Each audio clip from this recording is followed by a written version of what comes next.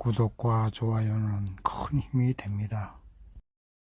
자녀들을 양육하다 보면 한참 예쁠 때가 있습니다. 물론 항상 예쁘지만 그래도 그 중에 항상 예쁠 때가 걷기 시작하고 말을 배우기 시작할 때입니다. 날마다 말하는 능력이 달라지고 아장아장 걷는 모습을 보면 정말로 너무너무 예쁘고 어떻게 하든지 이 아이를 훌륭하게 키워야겠다고 다짐을 하고 합니다. 그러나 그런 예쁜 자녀들도 조금 더 성장해서 유치원을 들어가게 되고 초등학교를 들어가게 되면 그때부터는 부모에게 말대꾸를 하고 부모가 뭐라고 해도 말도 잘 안 듣는 시기가 오게 됩니다. 그럴 때가 오면 아무리 예쁜 자녀라도 미워질 때가 많습니다. 오늘 본문 로마서 9장은 자신의 민족인 유대인들이 구원받지 못하고 있는 것을 안타깝게 생각하고 어떻게 하든지 자기 민족 유대민족이 모두가 예수를 믿고 구원받기를 원하는 바울의 안타까운 마음을 기록해 놓은 말씀입니다. 오늘 우리는 로마서 9장 말씀을 공부하면서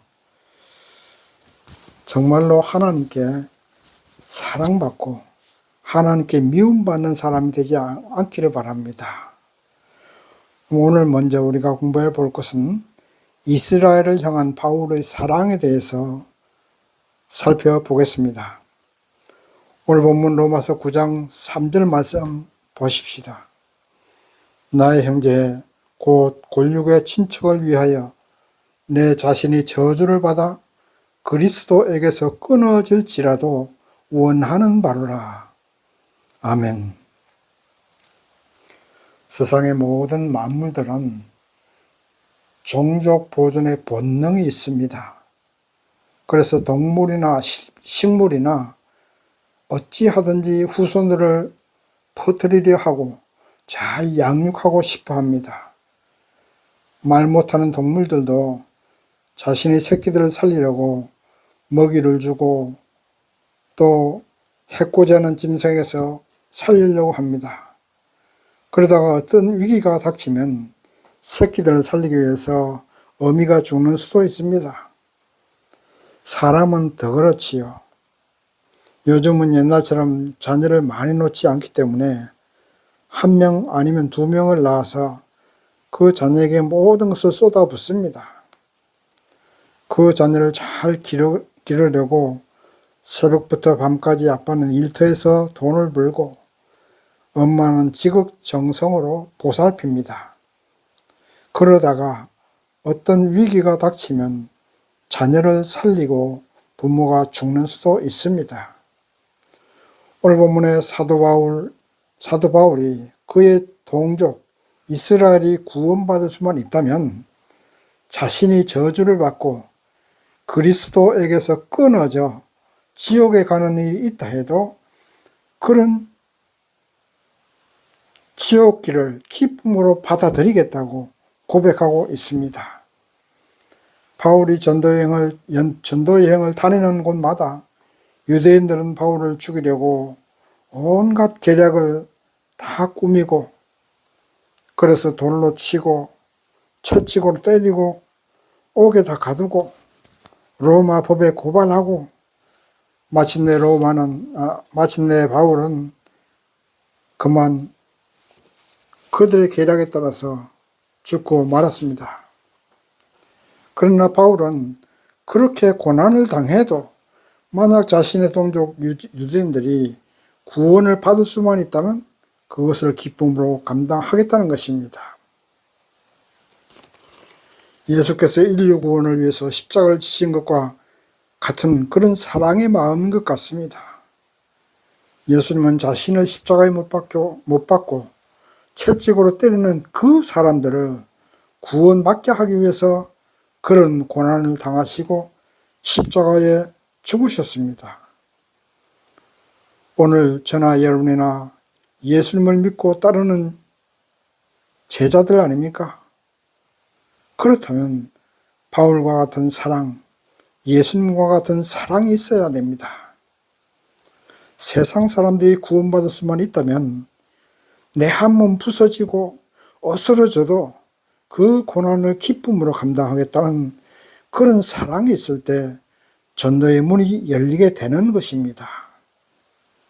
부모가 잘 기르려고, 자녀를 잘 기르려고 온갖 노력을 다 하는 것처럼 여러분이 어떤 사람을 그리스도 앞으로 인도하기 위해서는 어머니가 뱃속에서 10달 동안을 품고 양육하는 것처럼 여러분의 가슴에 전도 대상자를 품고 기도해야 합니다.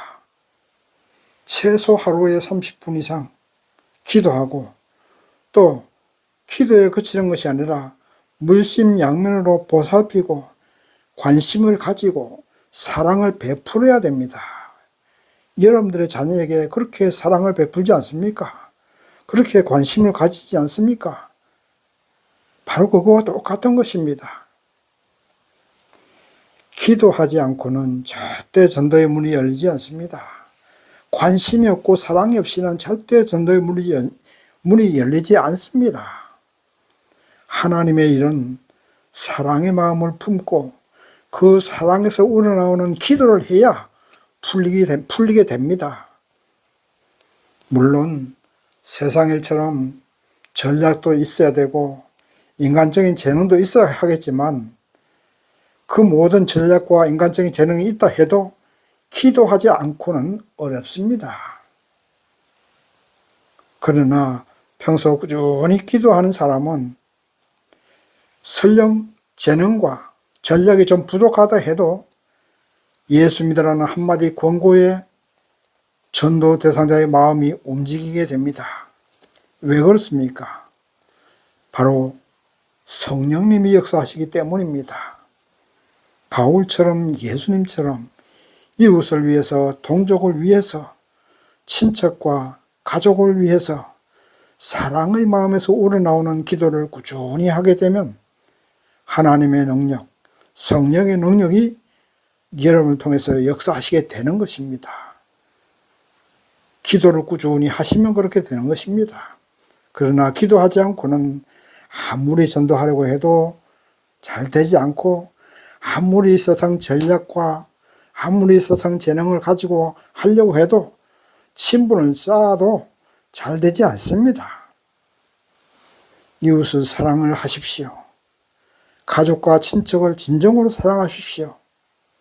그들을 위해서 기도하십시오. 사랑한다면 그들을 위해서 기도하게 되어 있습니다.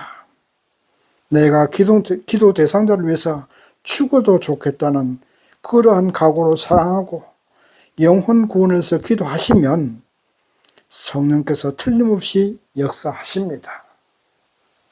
바울이 십자가를 졌고 예수께서 십자가에 달리신 것처럼 내 한 몸 사랑하는 사람을 위해서, 내 한 몸 전도 대상자를 위해서 희생하겠다고 실천에 옮기면 그 사랑의 힘이 성령의 능력을 덧입어서 분명코 하나님의 역사가 일어나고 전도 대상자의 마음이 움직여서 예수 그리스도 앞에 와서 무릎 꿇게 되리라 믿습니다. 여러분들 그 말씀 꼭 믿고 그대로 기도하시고 사랑하십시오. 두 번째, 이스라엘 민족의 특수성에 대해서 공부해 보십시다. 본문 4절 말씀 보면 저희는 이스라엘 사람이라 저희에게는 양자됨과 영광과 언약들과 율법을 세우신 것과 예배와 약속들이 있고, 아멘. 세상에는 많은 민족이 있습니다. 이스라엘이 출애굽할 때, 또 가나안 땅에 살 때 애굽이나 페르시아, 아시리아 등과 같은 강력한 힘을 가진 민족과 국가들이 있었지만 하나님은 그들을 선택하지 않았습니다. 힘도 없고 연약한 이스라엘을 하나님의 자녀로 삼아 주셨습니다. 그리고 출애굽한 이스라엘 민족의 광야 40년 동안 성막에 임한 하나님의 영광, 또 낮에는 구름기둥, 밤에는 불기둥으로 임한 그 영광을 체험한 민족입니다. 그리고 무수한 언약들로 이스라엘을 하나님의 백성 삼으신다는 언약을 약속하셨습니다. 그리고 시내산에서 하나님은 직접 돌판에 십계명을 새겨서 주셨고, 그리고 성막과 성전에서 이스라엘을 예배를 받아주셨습니다.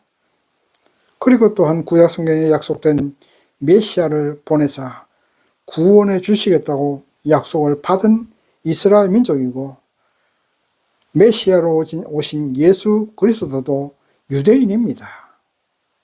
이스라엘 민족입니다.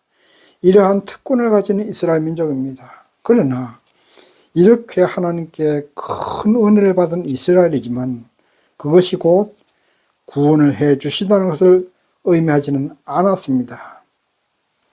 하나님의 관심은 온 인류의 구원을 위한 것에 있는 것이지, 어떤 특수한 한 민족이나 어떤 특수한 한 국가만을 구원하시는 그런 하나님은 아닙니다. 이것은 오늘날 교회에 나오는 우리 성도님들에게도 해당되는 말씀입니다. 교회에만 열심히 출석한다고 구원이 약속된 것은 아닙니다. 교회 안에도 가라지가 있고 잡초가 있습니다. 그리고 오늘 잘 예수를 믿다가도 병들어 죽는 곡식들처럼 열심히 믿음 생활 잘 하시는 성도님들이 어느 날 갑자기 열심히 믿음 생활하는 거 다 헌신짝처럼 버리고 갑자기 교회를 출석하지 않고 교회를 비난하고 예수를 부인하는 사람이 있습니다. 역사적으로 예를 든다면 히틀러나 김일성이를 예를 들 수 있겠지요.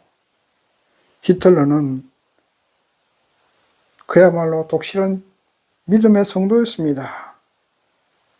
그런 그가 600만 유대인을 학살했습니다. 예수를 부인하고 잔혹하게 유대인을 600만이나 학살하고 2차 세계대전을 일으켜서 인류를 재앙 속으로 끌어들이게 되었던 것입니다. 김일성이도 마찬가지죠. 집안 전체가 예수 잘 믿는 집안이었습니다. 그런 그가 예수를 부인하고 동족 상잔의 6.25 전쟁을 일으켜서 수많은 사람을 죽게 했던 것입니다. 그러므로 우리는 항상 정신 바짝 차리고 시험에 들지 않도록 기도하고 성경 읽고 교회에서 봉사하고 성도와 교제하고 믿음 생활을 끝까지 잘 이어가야 합니다. 주님 앞에 서는 그날까지 믿음 생활을 끝까지 잘 유지해 나갈 때 구원이 완성되는 것입니다. 부모님이 교회 잘 나오신다고 자녀들이 구원받는 것 아닙니다. 아내가 예수 잘 믿는다고 신랑이 구원받는 것도 아닙니다. 자녀들이 예수를 잘 믿는다고 부모가 구원받는 것도 아닙니다. 오늘 예수 잘 믿는다고 구원받는 것이 아닙니다. 구원은 한 사람 한 사람이 예수를 끝까지 믿고 충성할 때 구원이 완성되는 것입니다. 오늘 잘 믿어도 내일 믿지 않으면 구원은 허물어지고 맙니다. 그러므로 우리는 항상 예수님의 관심의 대상이 되고 사랑의 대상이 되고 깨어있고 충성하고 노력해야 됩니다. 믿음이 병들고 사단이 주는 바이러스에 감염이 되어서 중간에 예수를 떠나면 그동안에 예수 잘 믿었던 것 아무 소용이 없습니다. 공든탑이 무너지듯이 구원은 와르르 무너지고 맙니다. 또한 지금 예수를 잘 믿지 않는 세상 사람들은 저주해서도 안 됩니다. 하나님의 관심은 교회 안에만 있는 것이 아닙니다. 전 인류, 온 우주에 관심을 가지고 계시고 구원받기를 원하시는 것입니다. 그래서 하나님은 오늘 우리를 먼저 불러주셔서 하나님의 복음을 전하는 도구로 쓰임받기를 원하시는 것입니다. 나 혼자 잘 믿고 나 혼자 구원받기를 원하시는 하나님이 아닙니다. 이스라엘 민족은 하나님께 선택받은 특수한 민족이었지만 그러나 그런 가운데서도 그들 가운데서도 극소수만 구원받았습니다. 아무리 율법을 받았고 영광과 예배와 약속들을 받았다 해도 그 모든 것은 모두가 예수 그리스도를 믿음으로 구원받게 된다는 하나님의 뜻인데 이스라엘은 그 예수를 배척했습니다. 그 예수를 죽였습니다. 지금도 그들은 예수를 메시아로 인정하지 않고 하나님은 오직 이스라엘 민족의 하나님이라는 배타심이 있기 때문에 세계에서 어디를 가도 유대민족은 미움을 받게 됩니다. 오늘 본문 9장에서 11장까지가 이스라엘의 구원 문제에 대해서 바울이 계속 말하고 있습니다. 구원받는 지름길은 없습니다. 예수 그리스도를 믿는 그 길밖에 없는 것입니다. 유일합니다. 서울 오는 길은 고속도로도 올 수 있고 지방도로도 올 수 있고 비행기를 타고 올 수도 있지만 천국 가는 길은 예수 그리스도 믿는 그 길밖에 없는 것입니다. 이스라엘 민족이든 어떤 민족이든 차별이 없습니다. 오직 예수를 믿고 그분께 선택받아야만 구원받게 되는 것입니다. 나는 모태신앙이다. 우리 집안은 목사님이 아버지다. 우리 아버지가 장로님이다. 이런 특수성이 구원받는 데는 아무런 관련이 없습니다. 오직 한 사람 한 사람을 하나님은 구원해 주시는 것입니다. 그리고 이스라엘 민족만을 사랑하시는 하나님도 아니고 교회 나오는 성도들만 사랑하시는 하나님도 아닙니다. 하나님은 모든 인류를 사랑하시고 모든 민족을 사랑하십니다. 지금은 불신자라 해도 언젠가는 불러주시고 구원의 길로 들어서게 할 수가 있습니다. 그러므로 이스라엘 민족처럼 하나님께 선택받았다고 교만하거나 배타적인 마음으로 다른 종교를 비방하거나 미워해서도 안 됩니다. 먼저 된 자가 나중되고 나중된 자가 먼저 된다고 말씀하셨습니다. 그러므로 오늘 우리 성도님들이 살아가면서 명심해야 할 것은 모든 사람을 사랑해야 됩니다. 오직 사랑만이 우리가 베풀어야 할 사명인 것입니다. 그리고 우리의 구원은 아직 미완성입니다. 주님 앞에서는 그날까지 믿음 생활 열심히 하고 하나님 사랑, 이웃 사랑, 예수 사랑의 마음으로 살아갈 때 우리의 구원은 완성될 수가 있다는 사실을 꼭 명심하시기 바랍니다. 세 번째, 선택과 야곱의 예정에 대해서 보겠습니다. 선택과 예정에 대해서 생각해 보겠습니다. 오늘 본문 6절에서 7절 말씀 보면 또한 하나님의 말씀이 폐하여진 것 같지 않도다. 이스라엘에게서 난 그들이 다 이스라엘이 아니요 또한 아브라함의 씨가 다 그 자녀가 아니라 오직 이삭으로부터 난 자라야 내 씨라 칭하리라 하셨으니. 아멘. 하나님은 모세를 통해서 이스라엘을 출애굽시키시고 이스라엘이 하나님이 되시고 이스라엘은 하나님의 백성이 되었고 그들을 구원하시는데 왜 무엇 때문에 이스라엘은 예수를 믿지 않는가? 하나님이 이스라엘을 구원하신다고 하는데 하나님의 약속이 그럼 폐하여진 것이 아니냐? 하고 의문을 품을 수 있습니다. 여기에 대해서 바울은 하나님의 예정과 선택에 대해서 설명하고 있습니다. 아브라함의 씨라고 해서 다 아브라함의 씨가 아닙니다. 이삭에게서 난 자라야 하고 이삭에게서 난 자라 해도 장자에서는 선택받지 못했고 동생 야곱이 하나님께 선택받았습니다. 에서의 입장에서 보면 하나님 왜 그리 불공평하십니까? 내가 무엇을 잘못했다고 동생 야곱을 어여비 보시고 구원해 주시고 왜 무엇 때문에 장자인 나 예수에서는 버리십니까? 하고 항의할 수가 있습니다. 그러나 그것은 어쩔 수 없습니다.